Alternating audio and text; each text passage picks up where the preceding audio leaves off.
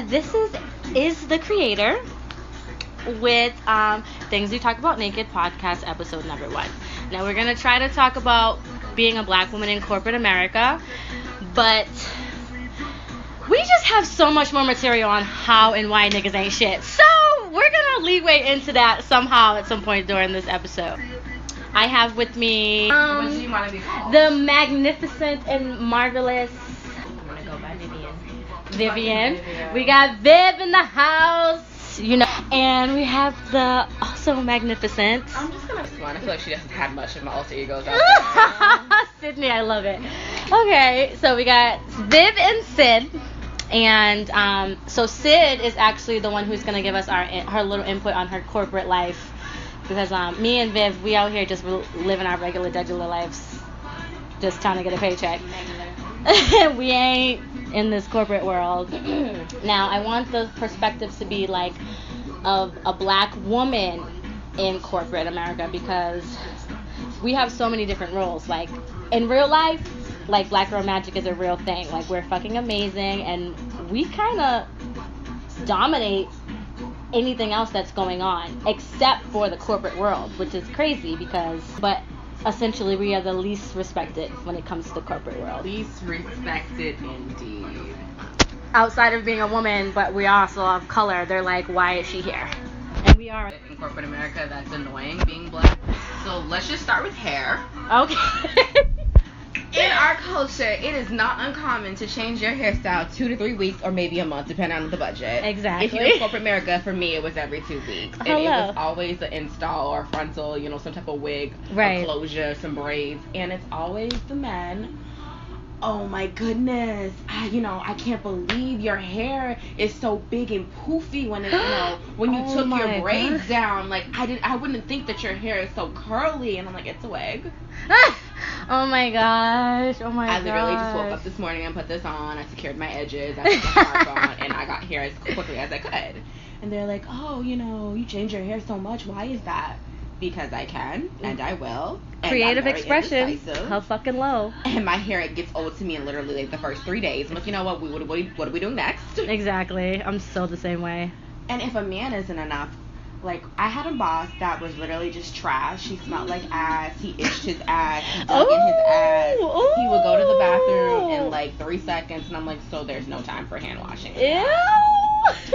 And one day I got some fresh cornrows. I put in my shells. I had some beads. I had some gems. Yes. And he giving us all Solange. I'm like, what the fuck are you staring at? Like, I know you're not attracted to me because I know I'm not attracted to you. Right. Ooh. He waited till the whole office was clear to be like, Sid, I love your cornrows.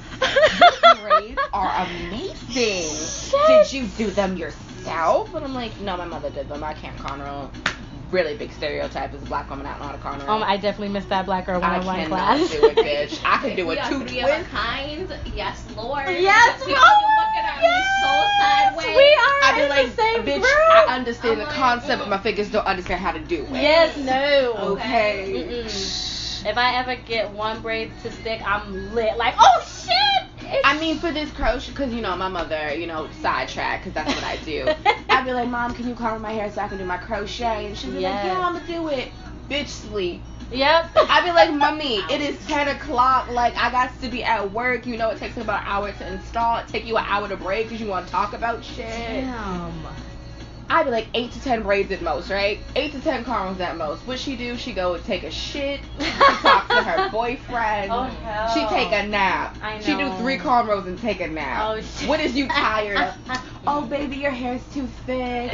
Oh, what's all this product? Why you use so much product? Woman, I have very nappy hair, and you know this. You have the same Brillo pad as well. Oh my god. I don't understand what it is with moms and doing hair.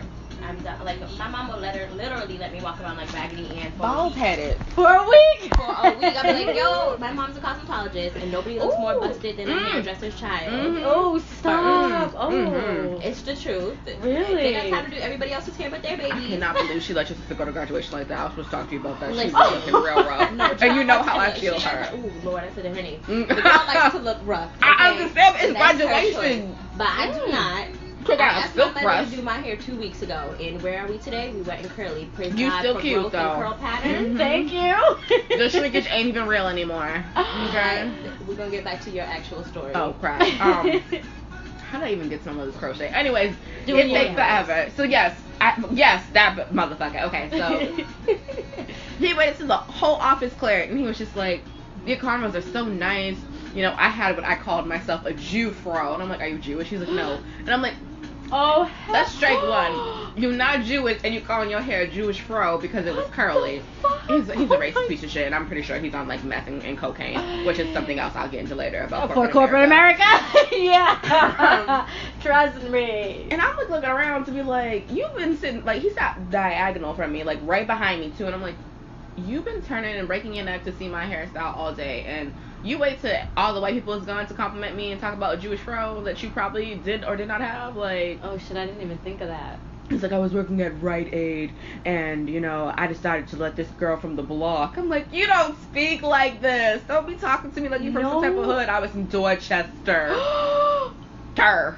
Okay? Dorchester. And I asked the girl on the porch if she could do my braids for me, and I had like my cornrows straight back, and oh man, you just took me back. Like, I love your hair. You always do something fun and crazy, and you know, in a couple of weeks, what are you doing next? I'm like, I don't know. I haven't thought it through yet, but thank you for the compliment. God. I was like, you probably shouldn't say Jew fro and just say your hair was curly because it's a little racist. You know that, right? Or my favorite is the females. They just cannot comprehend a weave. And most of them wear clip-ins and weaves. So I'm like, bitch, I did the same shit as you. It's not mine. I went to the store and bought it. She's just like, I just wish that, like, I could get my hair to curl like you. Like, even if I did a perm, it would never be your curl pattern. I'm like, this isn't even my curl pattern. This is synthetic. Like, maybe it's a fiber blend or something. So then, after a while, you just get tired. You're like, it's a weave, it's a wig. And they're like, how did you do that? There's a bunch of fucking videos on YouTube that you can just type in how to lay down your wig and make it look natural. And you will find how I did it. Some days, it don't even look natural because I don't know how to wake up on time to get anywhere. And I'm like, you know what, we just gonna put some gel on this and got to be glue and call it got to be day. Like, being... I just think it's really sad that that's something that, like, we encounter everywhere. Everywhere. When my hair is like wet and curly, and I was like, "Is that yours?" Bitch, yeah, I will fuck you. I paid $7.99. It's my shit. To become mine. Right. And then if it's straightened, oh, is that a weave? No. Black girls have straight hair too. Yeah. Bitch, I can't have length. I mean, I'm still working on length, but we'll get there one day. Me too, boo. It's Like, okay. I'm bald headed as we speak. yeah. Shit, weave is my go-to. Yeah, no, that's it. You're right, sis. I'm Viv. That, like, I feel like the problem is that they only can appreciate it when they're benefiting from it. So if it was genuine, like, I think that what you guys are doing is beautiful, and then you get a bunch of us to say thank you, then it would be great. But instead, it's like, that's great. Let's Europeanize it, you know, and then it becomes something great. Like, boxer braids. And I fucking hate that it has to be like that because like, maybe in their head they don't even realize that that's what they're doing, because, like, let's be honest, how many black supermodels are there? Not a lot. There's not a lot. So it's like, how do you get to let the people who are kind of like up here in demand know that, like, okay, you can take our styles, but you need to go, like, I don't have to say to the hood, but you need to go to UCLA. You need to go to NYC, get you some black fashion student girls, and do that shit with them. That's how you play homage to a culture that's been appropriated since the day we fucking decided to get taken here. You know what I mean? So it's like, maybe deep down inside that was their way of showing that they like us. However, so many times that has not happened the right way. It's like, we can't give you credit for finally doing something. Don't rename right. it. That's if you thing. like the style, just say, I was with my friend. Say her name. You don't have to say the obvious. We know she is black. We see her skin tone. And I loved her hair, you know. Maybe you have a mixed child. That's something that's very, very common these days. And it's just like, I wanted to do my hair how my daughter's hair was, so maybe she wouldn't be bullied about it. Like, that's, like, own up to it. Don't be like, okay, we're rocking these new, you know, poof puff. And I'm like, it's just a ponytail. Like, it's That's a a puff. 4C ponytail Like you right don't, there. right? You know, like we didn't even lay an edge. There's a couple of drops of conditioner in it for a good hold and some gel, but Yep. like, just give us the praise, give us the credit, Yep. and respect it. Don't try to change it to be something that you can market to the white community. Yep. Like the gold beads. I think it's Urban Outfitters was selling 14 of them for like $24 in colors. I'm like, I can get that for $1.99 at the hair supply store. Why are you selling these rainbow colored gems to the white girls, marketing them as arts and crafts? Mm-mm. For damn near $25. Well, bitch, you go ahead and you pay that shit. Okay, I'm going right down to Washington Street and get my beads for $3. Hello. I don't mind seeing like white people or just other people in general with like normally black hairstyles, but like it's like she said, when it's renaming, like I just feel like that's where it's disrespectful. Yep. Like especially with someone like Kim Kardashian Oh, who God. has mixed children. Yes. Who has children that they're gonna have to face racial issues because they're visibly not white. Right. And I was like, when your daughter gets cornrows and she understands them as a woman of color, and you're in the media talking about Bo Derek braids and boxer braids, like, sweetheart, just call them what they have been called for hundreds of, maybe even thousands of years. Yep. It's not a style that was necessarily for like beauty. It was of convenience Yes. to begin with. Yes. And then we learned how to stylize it and make it beautiful and make it artsy and sophisticated. Yep. But at the end of the day, just give the rest, like you guys said, give the respect. Keep it to the where it was started, the name at least, and don't try to give credit to some other white person. Yes. For the style, the trend. Bo Derek braids. Get the fuck out of here. I didn't even hear that. Yes, she's like a Bond girl or something like that, Mm. and like Who girl? like a James Bond girl. Oh, I see. Okay. And she did this like iconic cornrow style. Oh, excuse me, I got a phone call. Is that Oh, okay. We're calling the podcast Things We Talk About Naked. Yes. Okay, you know I'm about to get my marketing advertising going on. Yes, girl. Let's talk about naked. And let me do a little side note. Why I decided to do that. As you guys know, like, number one, sex sells. So people are gonna see that and they're gonna think nasty shit.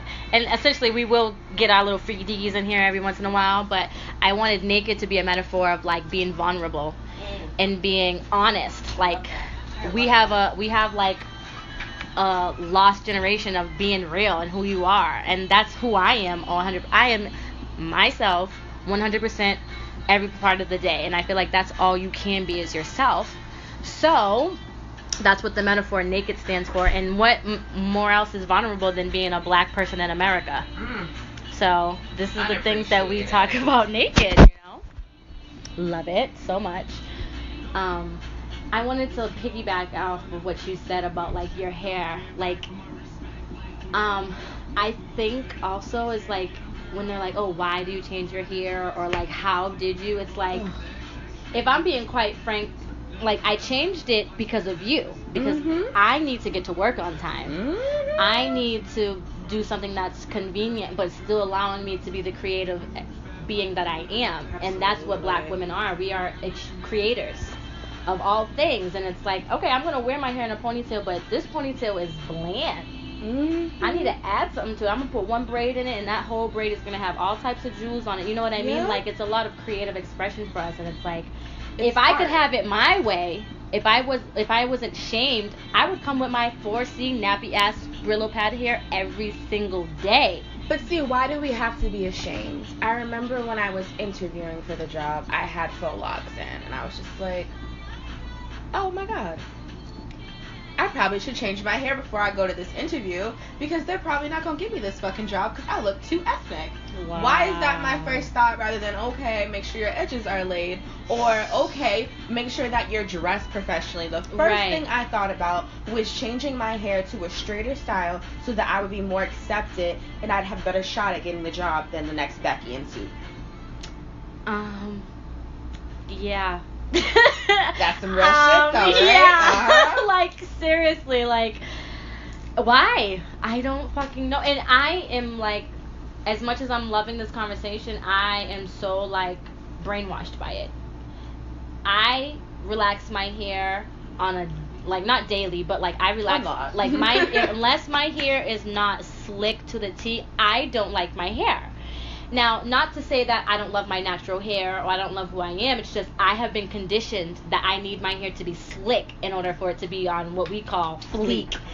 I've been really trying to like own it and love it, but like I'm accustomed to a certain look that I like, and that look is, that look happens to be appraisably European look. But you know what? I don't want to say that either, because we have to remember our Moroccans, we have to remember our Ethiopians, our other West Africans. Those women have amazingly fine hair. I'm not really sure what the like genetics, I don't want to say genetics, but like whatever cultural things that they got going on there as far as like why their hair is so fine, because at the end of the day, we know that African Americans' hair is fine because we were in the sun a lot and we needed to protect our scalp and all that scientific shit. For the coarseness. But don't forget about our Moroccans and stuff. And I think because they have that like Middle Eastern sort of Arab mix in them is where they get that fineness kind of like through generationally. Yep, and they're African whether they want to admit it or not. UK Verdians, you're African, nigga. Amen. More African than I am. Yep. So let's cut it out for those of you who don't understand what the fuck that means. Because y'all get on my motherfucking nerves. I'm not black, I'm Cape Verdean. You're right, you're not black, boo. You're African. I'm sorry, sweetheart. Cape Verdean is not a race, sweetheart. Oh my God, facts. Yes. But you couldn't tell them that. They live in their own little community. They have a European complex. They're just like, I am better than you because my hair can do this as to where yours can, unless you're mixed with something. I have a language, I have a culture, I have community, and I have my family. I have a friend that I actually met in corporate America, and he's Cape Verdean, and there was a couple of other Cape Verdean girls because we started a little black people group at work so that we would feel like we so had you can have people, something to come to. Somewhere where you could take your heels off, let your hair down, and talk about the white fuckery. Because that's all the fuck was going on at that damn job. We could drink on the job. People would come to the job. I was living my best white life, bitch. Yes, Lord, okay? I was like, drink that for hey. I used to see that. They used to come around with a cart. And they sure did. And my ass was like, 2 cups, thank you. And then back to work. I was so jealous. But they was working us like slaves, okay? So it's just like, what do you do? I know I was probably a house nigga, and I'ma own up to that because in the real world, as dark as my skin is, I've been on the fields, bitch, with no sunscreen. Okay? Fucked up. I hate Blessed. you so much. I probably wouldn't have been alive. They would have chopped my feet off because I would have ran. Like, I know. I wouldn't have got far either. They would probably would have used my big ass for like some goddamn motherfucking sex. They would use me for sex. They'd be like, ooh, big titty woman, you can feed the children. Yes, like, yep. I would have had like 6, 7 mixed breeds, in like a couple of years. That's terrible. Thank God I was not alive. I would not have been Harriet. Yeah, I don't know. I would have not been Harriet, I tell you that, okay? No, I don't know what I would have please take me with you. You know how Kanye was talking about slavery being a choice? And I was like, that's fucked up. But then I thought about it, and I was like, it was back in the day.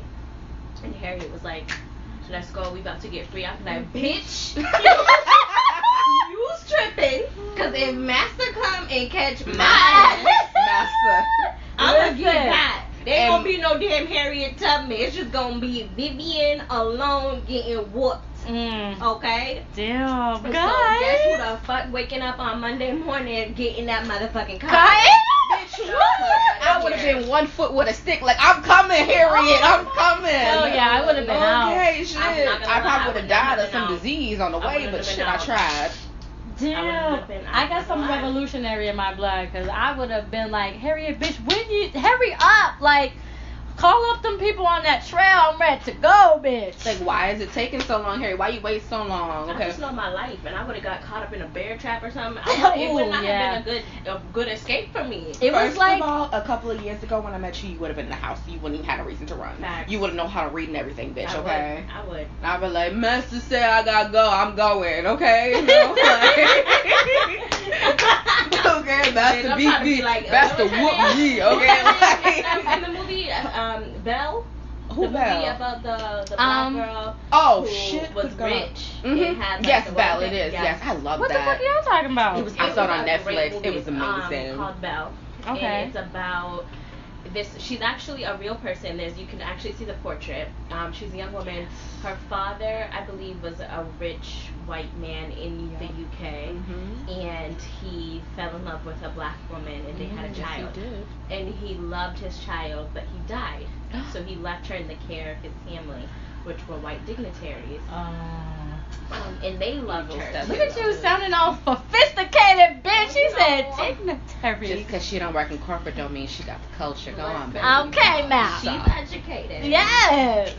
So, they loved her, but of course, because of their different types of racism and laws, there were certain things that she couldn't be there and be a part of. And the movie was kind of centered around an issue where there was some sort of like legislature going on where these slaves were either going to be freed or not freed from something, I can't remember, but the main focus was that she was going to have a portrait painted. They were going to have a portrait painted of her and her cousin. And she was afraid that because she was black, that she would be kind of in the background of the picture, because she never saw a portrait where a black person or a person of color, since she was mixed, was at the forefront. Wow. And she was very hesitant to be in the portrait to do it. But once it was done, she was as equal to her cousin in the photo, well, the portrait. And it was a great movie. If you haven't seen it, I would see it. She ended up being of a higher stature than her cousin because she had more money. She was a better match. But yeah, it was a great movie. That sounds. So is it supposed to have the same kind of fairy tale thing like the actual Belle, or is it? No. Because it is a real story. Like, this is of an actual woman, and she's already rich, already of stature. She could have lived with or without a husband, I believe, a very comfortable and happy life. Yay. So actually the person she ended up with, she ended up elevating his life. Like, okay. So like most black women do, if I might add. Men, we add add value, one. bitches. Okay. Correct me if I'm wrong. Did she end up with a white man though? She did. She did. I'm gonna piggyback off of that corporate America. Just go on back before with you get it. there, to be fair, she did not. It didn't. The way the movie played it, she didn't even really have a lot of access to the help. Black men. Yeah. You said the help. I did say the help. It was a time where, even the white people wasn't help back then. If you was poor and you couldn't wash your ass, you was the help, But she didn't really have a lot of access to Black men. She probably wouldn't relate well to a Black person. Oh, hell no. Because That's she true. grew With up all in that a money, white household. Regardless, she wasn't fully taught of her culture. No, right. Not an ounce. But that hair. She could empathize. What happened to her mom though? Her mom died. She died, yeah. Oh, I so. believe she died giving birth. Oh, That's how it was God. back then. I know, no Jesus. epidural. Women have the most birth fatalities, but we ain't gonna talk about that just yet. Oh, That's a shit. different story for another day. We gonna have to piggyback on that on a I have different to bring all my day. facts to make sure I'm pronouncing every lost soul's name correctly. But back to white people and black people dating, because let me tell you, if you don't have a penis in corporate America, you are looked at as less than. But if you happen to not have a penis and have some color of your skin, you better fuck a white man, suck his dick, ride his motherfucking life away. If you want any kind of respect. Not even respect, because they don't respect you after that. Like, you going around opening your legs, opening your mouth, opening For your every anal, Tom, Dick, and Harry. Open up your anal. open up your anal cavities to some nigga. Like, no. Well, if you were in any power position at the company that I worked for, it had to be because you married in. I actually lost out on my well-deserved promotion, which is why I left the company, and if you don't promote me, I'm leaving. I know that's the fuck right. Because I didn't have a penis, and I was refusing to sleep with anyone in my departments. No, thank you. No pink penis for me. I'm not saying there's anything wrong with it. Mixed people are beautiful, but you don't have to be beautiful to be mixed. Like, that's another issue for another day. And I'm like, why is it that you had to marry into a family that you may or may not love? I mean, I don't know these women personally, but it's something that I picked up on. I noticed that if you had power, it's because your significant other was white. And it's like, what happened to the black love in the workplace? Speaking of, why was everyone at the office either involved romantically or just fucking or married when you're not supposed to engage in sexual relationships with your coworkers in a corporate entity. But yet we're having, oh, it's a magical wedding. They met right here at our very own office. We're going to do something grand for them. And I'm looking at this girl, and I'm going to call her Susie. And I'm just like, Susie, how did you find yourself attracted to Paul? And she's just like, you know, I was working here. It was really difficult. And we spent a lot of late nights. And, you know, he just started, like, winning me over. And then I noticed that he was giving me more projects. And just, like, he really believed in me.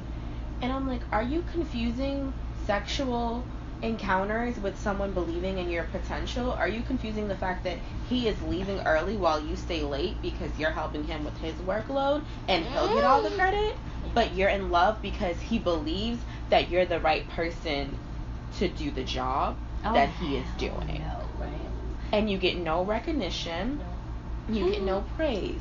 In fact, the only reason that you got his job is because you did his job so well that he got the better job. Yeah. When you are capable of doing his work, bettering his work, bettering his standing in the company, that you should have the job that he now has instead of taking over for something you've already been doing at the same salary you were offered at to do the job that you do.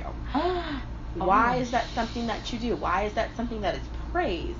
And why, when we invited you to be a part of the Black community, you declined because you felt that it was racist?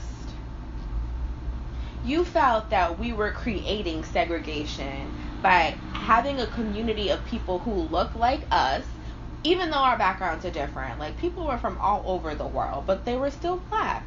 Why can't you be a part of that because you married into a white family?